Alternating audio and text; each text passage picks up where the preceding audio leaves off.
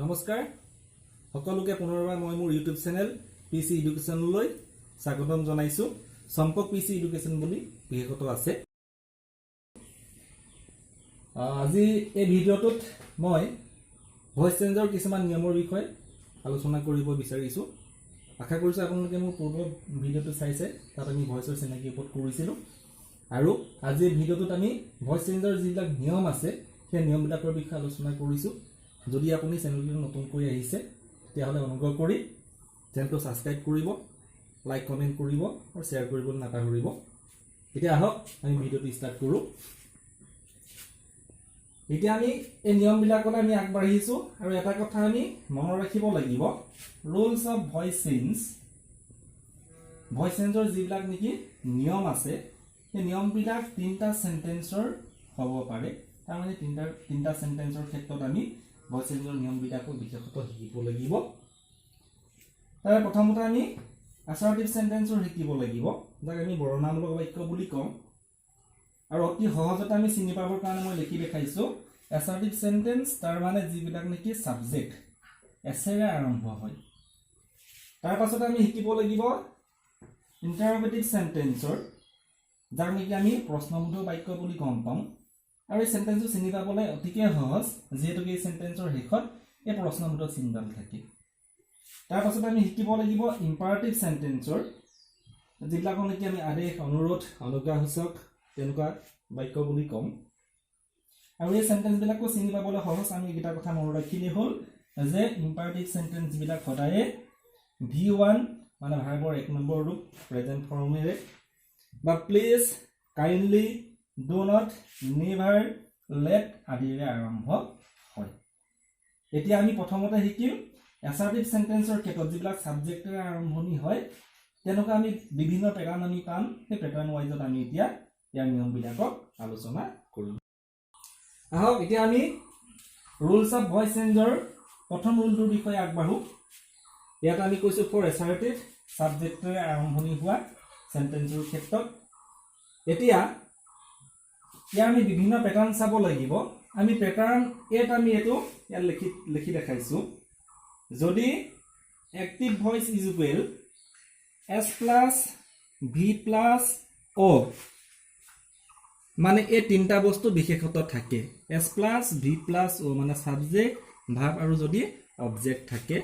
তে তাক আমি কি দৰে পেসিভ কৰিম এটোক আমি 3/5 ৰুল বুলি ক'ব পাৰো অৰ্থাৎ এক্টিভত যদি s plus v plus o এই তিনটা থাকে পেসিভত আমি উত্তৰ হিচাপে 5টা ইউজ কৰিব লাগিব তাতে আমাৰ প্ৰথম কামটো হ'ব এটো আমি সকলোৱে জানোৱে যে এক্টিভ ভয়েস এটাক পেসিভ কৰিবলৈ যাওতে প্ৰথমতে আমাৰ কাম আহিব যেটো অবজেক্ট হয় অবজেক্টটোক আমি সাবজেক্ট কৰিব লাগিব তাৰ পাছতে ভাৰ্বক চাই ওপৰত যেটো মেইন ভাৰ্ব থাকে ভাৰ্বক চাই আমি এটা বি ভাৰ্ব দিব লাগিব হেতু 2 নম্বৰ কাম হ'ব 3 নম্বৰতে আমি মেইন ভাৰ্বটোক চাই V3 ফ্ৰম ইউজ কৰিব লাগিব মানে past participle ফ্ৰম ইউজ কৰিব লাগিব হেতু 3 নম্বৰ কাম হ'ল তাৰ পাছতে আমি ওপৰৰ মেইন ভাৰ্বটোকে চাই এটা প্ৰিপজিশন মই ইয়াত পি আৰু সমুকে লিখা হৈছে এই স্পেচটো জোৰাবৰ কাৰণে গতিকে এটা প্ৰিপজিশন আমি ইউজ কৰিব লাগিব হেতু 4 নম্বৰ কাম আৰু হেকত আমি কি কৰিব লাগিব এক্টিভৰ আৰম্ভণতে যেটো সাবজেক্ট হিচাপে থাকে সেই সাবজেক্টটোক আমি হেকলে ব্যৱহাৰ কৰি অবজেক্ট কৰিব লাগিব এতিয়া অবজেক্ট এটাক আমি কি দৰে সাবজেক্ট কৰিব লাগে এই চাৰ্টখনৰ দ্বাৰা মই দেখাইছো সাবজেক্টটো যেতিয়া অবজেক্ট হ'ব আমি এই ফালৰ পৰা চাম আৰু যেতিয়া নেকি আমি অবজেক্টটো সাবজেক্ট কৰিব লাগে আমি এই ফালৰ পৰা চাম আৰু তেনেকে বি ভাৰ্ব আমি কেনেকৈ ইউজ কৰিব লাগিব মেইন ভাৰ্বৰ যেহেতু ওপৰৰ মেইন ভাৰ্বটো বিভিন্ন ফৰ্মত থাকিব পাৰে আমি টেন্স ওয়াইজত শিকিবলৈ যোৱা নাই আমি ভাৰ্বৰ ফৰ্ম অনুসৰি শিকিবলৈ গৈছো গতে ভাৰ্ব এটা যেটো ফৰ্মত থাকে সেই ফৰ্ম অনুসৰি আমি এই উল্লেখ কৰা ধৰণেৰে বি ভাৰ্ব ইউজ কৰিব লাগিব পেসিভত আৰু হেইদৰে প্ৰিপজিশনৰ ক্ষেত্ৰত মেইন ভাৰ্ব ইয়াত মই উল্লেখ কৰি দেখাইছো পাঁচটা কন্ডিশন ইয়াত আমি দিছো যেনেকৈ মই উল্লেখ কৰা আছে তেনেকৈ আমি নিয়মটোক মানি চলি এনেকৈ আমি প্ৰিপজিশন ইয়াত ইউজ কৰিব লাগিব অৰ্থাৎ আমাৰ মনত ৰাখিব কথাটো হ'ল যে এক্টিভ ভয়েসত যদি s plus v plus o থাকে তা পেসিভত আমি কি কৰিব লাগিব অবজেক্টক সাবজেক্ট কৰিব লাগিব ভাৰ্বৰ তিনটা কাম কৰিব লাগিব হেকত সাবজেক্টক অবজেক্ট কৰিব লাগিব অৰ্থাৎ মনত ৰাখিবৰ কাৰণে এটা ডায়লগ আমি ক'ব পাৰো যে দুখন গাল দুটা স্বৰ আৰু মূৰত তিনটা ভুকু মাৰিলে এক্টিভ ভয়েস এটা পেসিভ ভয়েস হ'ব বা এটো 3/5 রুল হ'ব এটা হক আমি এক্সাম্পলৰ দ্বাৰা এক চাও এক্সাম্পল 1 ত লিখা হৈছে the lady helps the poor এটা আমি প্ৰথমতে চাই ল'ব লাগিব ভয়েস চেঞ্জ কৰিবলৈ আমি গৈছো কিন্তু আমাৰ প্ৰথম কামটো হ'ব এটো কি ভয়েস হয় এটো এক্টিভ নে পেসিভ গতে আগৰ ভিডিওটো মই নিশ্চয় দেখাইছো কেনেকৈ আমি এটা এক্টিভ ভয়েসক চিনি পাব পাৰো আৰু কেনেকৈ আমি পেসিভ ভয়েসটো সহজতে চিনি পাব পাৰো সেইফালপা মই কৈছিলো যে পেসিভ ভয়েস হ'বলৈ হলে বি ভাৰ্ব প্লাস ভিডি থাকিব লাগে একটা সেন্টেন্সতে ইয়া যদি আমি চাও কোনো ধৰণৰ বি ভাৰ্ব নাই গতিকে এটো এক্টিভ ভয়েস ইয়াক চেঞ্জ কৰা মানে ইয়াক পেসিভ কৰিব লাগিব এতিয়া আমি অলপ আগতে কৈছিলো যে ভয়েস চেঞ্জ তিনটা সেন্টেন্সৰ ক্ষেত্ৰত হ'ব পাৰে গতিকে এতিয়া আমাৰ প্ৰথম কামটো হৈছে এটো কি সেন্টেন্স হয় আমি সাম সেন্টেন্স চিনি পাবৰ কাৰণে সাবজেক্টৰ আৰম্ভণি হলে তো অ্যাসাৰ্টিভ হ'ব হেকত প্ৰশ্নবোধক চিন থাকিলে ইন্টাৰোগেটিভ হ'ব v1 please kindly don't never let তেনেকৈ আৰম্ভণি হলে তো ইম্পাৰেটিভ সেন্টেন্স হ'ব ইয়াত আমি যদি চাও ইয়াৰ হেকত প্ৰশ্নবোধক চিন নাই গতিকে ইন্টাৰোগেটিভ সেন্টেন্স নহয় আৰু ইয়াৰ আৰম্ভণি কি হৈছে দা লেডি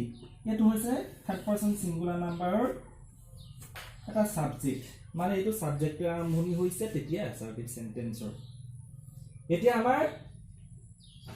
আমি এতিয়া হঠিকে চাব লাগিব যে ইয়াত কোনটো প্যাটাৰ্নত আছে বা কি কিটা ইয়াত বস্তু আছে ইয়াত আমি সাবজেক্ট পালো তাৰ পাছতে হেল্প বুলি আমি দেখা পাইছো এটো এটা কাম কৰা বুজাই গতিকে এটো ভাৰ্ব হ'ল আৰু ভয়েসৰ ক্ষেত্ৰত আমি সদায় এটা কথা মনত ৰাখিব লাগিব যে ভাৰ্বক সদায় আমি কিবা কাক বুলি প্ৰশ্ন কৰি চাব লাগিব ভাৰ্বক আমি কিবা কাক বুলি প্ৰশ্ন কৰি পেলাই যেটো উত্তৰ পাও হেয়ে অবজেক্ট হ'ব এটা আমি যদি এক হেল্পস সহায় কৰা কাক সহায় কৰা বুলি আমি যদি প্ৰশ্ন কৰো দা পুৰ গতিকে আমি ইয়াৰ এটা অবজেক্ট পালো তাৰ মানে এটো আমাৰ যোনটো বেসিক প্যাটাৰ্ন এটা আমি লিখিছিলো s + v + o এই প্যাটাৰ্নত এটো আছে এতিয়া ইয়াক আমি পেসিভ কৰো অতি সহজতে হ'ব আমি অবজেক্টটো সাবজেক্ট কৰো ইয়াত আমি দেখা পাইছো অবজেক্টৰ ঘৰত আছে দা পুৰ আমি এটা যদি এই চাৰ্টখনলে মন কৰো এই চাৰ্টখনৰ অবজেক্টৰ ঘৰত আমি চাও এটা দা পুৰ বুলি ইয়াত উল্লেখ কৰা নাই তাৰ মানে তেতিয়া হলে আমি এটো যেনেকৈ আছে আমি তেনেকৈ লিখিম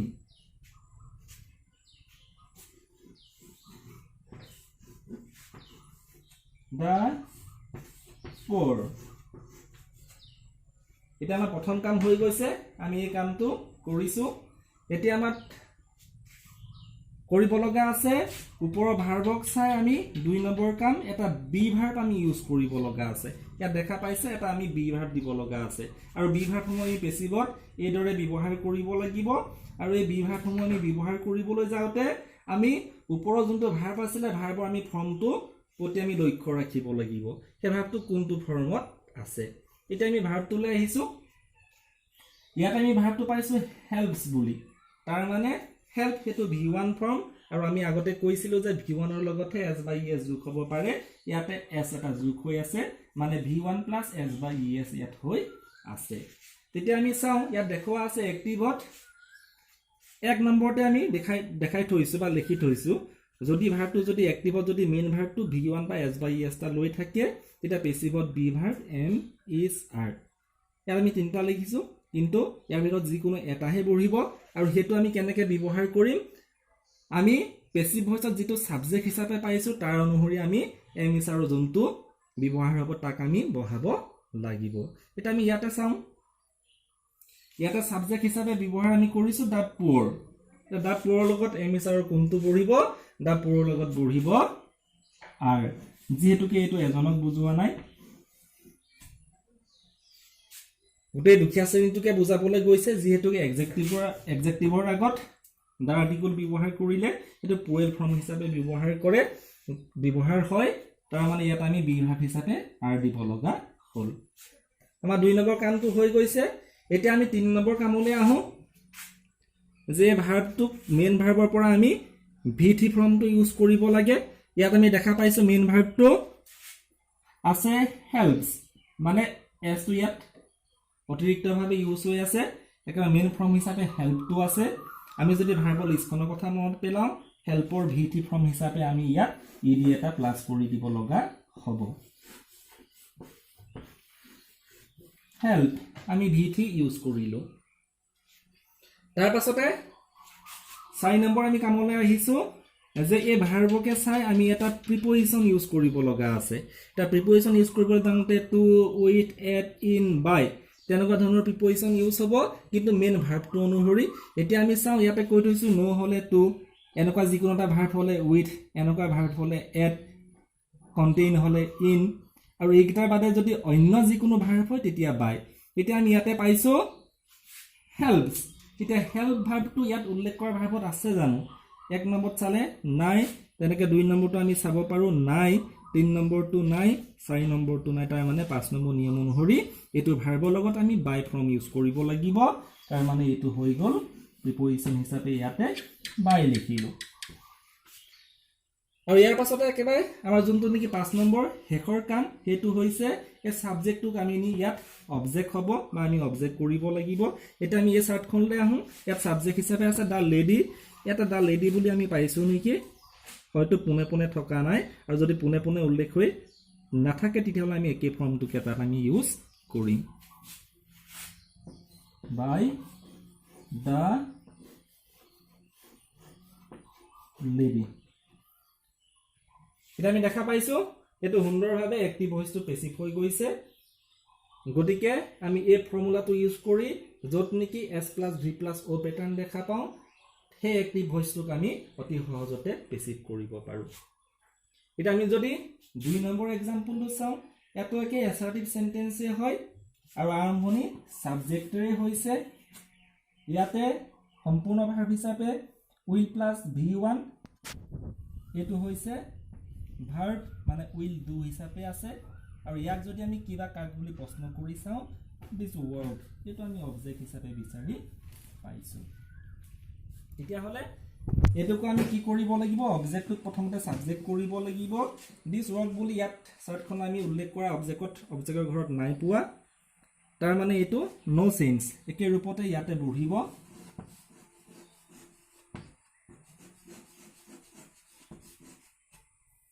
এতিয়া আমি ভাৰ্বৰ যি আমি তিনটা ভকু বুলি কৈছো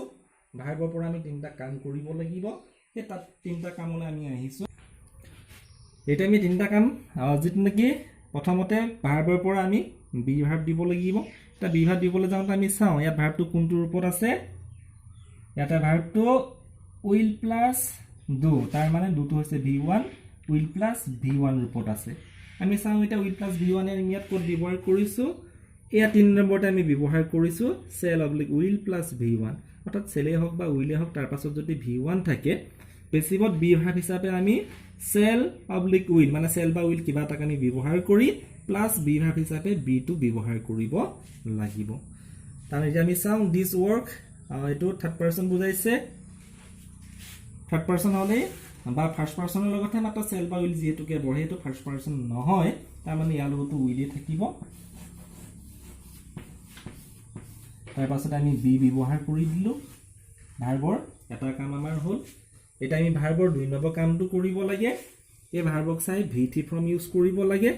আমি চাওঁ ভাৰ্বল লিষ্টখনত আমি যদি চাওঁ দু ভাৰ্বৰ VT ফৰ্ম হিচাপে আমি ব্যৱহাৰ কৰিব লাগিব do did done তাৰ পাছত আমাৰ কাম আহিলে এই ভাৰ্বক চাই আমি প্ৰিপজিশন ইউজ কৰিব লাগে আমি চাওঁ ভাৰ্বটো আছে do ৰূপত এই দু ভাৰ্বটো ইয়াত উল্লেখ কৰা আছে নেকি নাই 4 নম্বৰটোকে উল্লেখ কৰা নাই তাৰ মানে 5 নম্বৰ নিয়ম অনুসৰি ইয়াতো বাই বহিব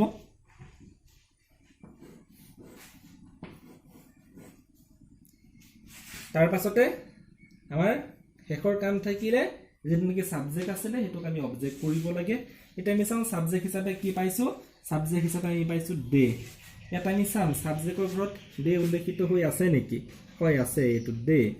দে থাকিলে অবজেক্টত আমি দেম ব্যৱহাৰ কৰিব লাগে এই চাৰ্টখন অতি ভালকৈ মুখস্থ কৰি পেলাব লাগে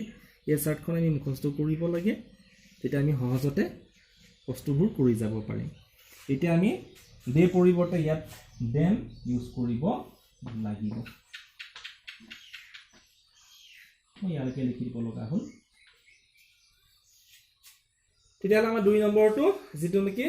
they will do this work বুলি আছিলে তাৰ আমি সম্পূৰ্ণ পেচিভ ফৰ্মুলা ইউজ কৰিলোঁ খালি আমি সাৱধানতা ল'ব লাগিব এই ভাৰ্বৰ তিনিটা কাম কৰোঁতে তেনেকৈ আমি 3 নম্বৰটোলৈ যদি আহোঁ চাই আমি ফৰ্মুলাটো এছাৰ্টিভ চেণ্টেন্সে হয় কোনটো পেটাৰ্ণত আছে আৰম্ভণিতে ছাবজেক্ট আৰু ভাৰ্ব হিচাপে সম্পূৰ্ণ ভাৰ্ব আমি ইয়াত ফৰ্ম পাইছোঁ ডাজ নট লাইক তাৰ পাছতে অবজেক্ট আমি যদি বিচাৰোঁ লাইক কৰা বা নকৰা কাক মি আমি ইয়াত অবজেক্ট পালোঁ তাৰ মানে আমি পেটাৰ্ণ এ মতে দেখা পাইছোঁ এছ প্লাছ ভি প্লাছ অ' পেটাৰ্ণত আছে আমি একে নিয়মে পেচিভ কৰি আমি চাওঁ অবজেক্টটো এতিয়া ছাবজেক্ট কৰিব লাগে ইয়াত আমি অবজেক্ট পাইছোঁ মি আমি ইয়াতে চাম অবজেক্টৰ ঘৰত মি আছে নেকি এইটো অবজেক্টৰ ঘৰত আমি চাইছোঁ অ' মি প্ৰথমতেই আছে এটা ছাবজেক্ট কৰিলে কি হয় আই তাৰ মানে আমি ইয়াত মি পৰিৱৰ্তে আমি ব্যৱহাৰ কৰিব লাগিব আই এতিয়া আমি চাওঁ ইয়াত সম্পূৰ্ণ ভাৰ্ব ফৰ্মটো আমি ক'ব লাগিব লাইকটো যিহেতুকে V1 তাৰ মানে ডাজ নট V1 ফৰ্মত আছে আমি ইয়াত উল্লেখিত কৰি থৈছোঁ নেকি বি ভাৰ্ব দিবলৈ যাওঁতে মেইন ভাৰ্বটো এইটো ফৰ্মত থকাৰ বিষয়ে হয় আমি চাইন অবত যদি চাওঁ do oblique does plus not plus V3 ইয়াত আমি পাইছোঁ ডাজ নট V3 নহয় V1 আছিলে ডাজ নট V1 লাইকটো আমি V1তে পাইছোঁ তাৰ মানে চাইন অবৰ ফৰ্মত পৰিছে তেতিয়া আমি পেচিভত বি ভাৰ্ব কি দিবলৈ কোৱা হৈছে এম ইজ আৰ ইয়াৰ যিকোনো এটা plus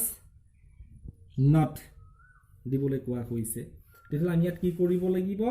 M is are plus not ফৰ্মটো আমি ইউজ কৰিব লাগিব আমি জানো আই লগত কি বহে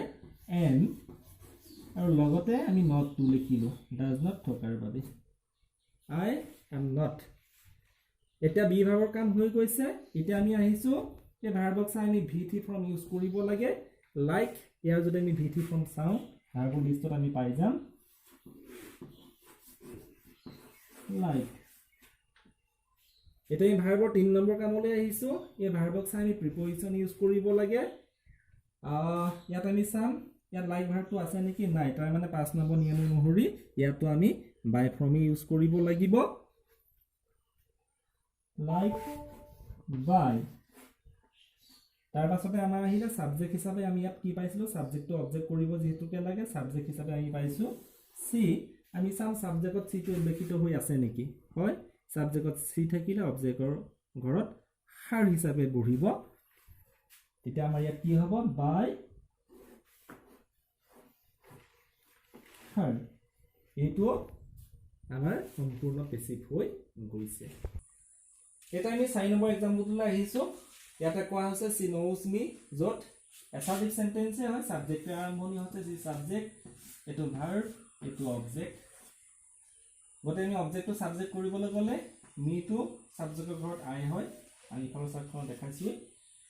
আকৌ চাৰ্টখন চাব মন গ'লে ভিডিঅ'ত অকণ বেক কৰি এই চাৰ্টখন চাই ল'ব পাৰিব নোজ এইটো V1 ফৰ্মত আছে লগতে এছ বাই ইএছো যোগ হৈ আছে তাৰ মানে এই বি ভাগ দিবলৈ যাওঁতে এম ইছাৰ দৰকাৰ হ'ল ইয়াতে আমি এম ব্যৱহাৰ কৰিলোঁ আই লগত যিহেতুকে এম হয় তাৰপাছত আমি V3 কৰিব লাগে আমি ভাৰ্বৰ লিষ্টখনৰ পৰা নো ভাৰ্বৰ V3 নন পালোঁ এতিয়া আমাৰ দৰকাৰ হ'ল ইয়াত প্ৰিপজিশ্যন এতিয়া আমি এই চাৰ্টখন আকৌ এবাৰ চাই ল'ব লাগিব যে সেই প্ৰিপজিশ্যনৰ চাৰ্টখনত নো ভাৰ্বটো উল্লেখিত হৈ আছিলে নেকি আমি চাম এতিয়া আমি 1 নম্বৰ ইয়াতে যদি চাওঁ প্ৰিপজিশ্যনৰ চাৰ্টখনত 1 নম্বৰতে আছে নো ভাৰ্ব হ'লে বা ইয়াত যিকোনো ফৰ্মে হ'ব পাৰে নো হওক নিউ হওক নন হওক প্ৰিপজিশ্যন হিচাপে আমি টু ব্যৱহাৰ কৰিব লাগে আমি গম পালোঁ ইয়াত এটা প্ৰিপজিশ্যন আমাৰ দৰকাৰ হ'ব টু আৰু শেষত আমি যিটো সাবজেক্ট পাইছোঁ সি ইয়াক আমি অবজেক্ট কৰি তাৰ এইটো সম্পূৰ্ণ পেচিভ হৈ গৈছে গতিকে এনেকা যিকোনো পেটাৰ্ণে হ'ব পাৰে মই গোটেইকেইটা কৰিবলৈ গ'লে ভিডিঅ'টো হয়তো বেছি দীঘলীয়া হৈ যাব গতিকে আমি এটা কথা মনত ৰাখিব লাগিব যেতিয়ালৈকে আমি প্ৰিপজিশ্যন দিব লগা হয় যেনেকৈ আমি নো ভাৰ্বৰ লগত আগতে যদি বাই দি আছিলোঁ যেনেকৈ প্ৰিপজিশ্যন চাওঁ নো ভাৰ্বৰ লগত টু বহে বুলি পালোঁ গতিকে টু দিব লাগিব তেনেকৈ ইয়াত কণ্টেইনছ ভাৰ্বটো আছে, ইয়াৰ লগত নিশ্চিতভাৱে ইন বহিব চাৰ্টখনৰ অনুসৰি। ইয়াত ছাৰপ্ৰাইজ ভাৰ্বটো আছে, নিশ্চয় ইয়াত বহিব।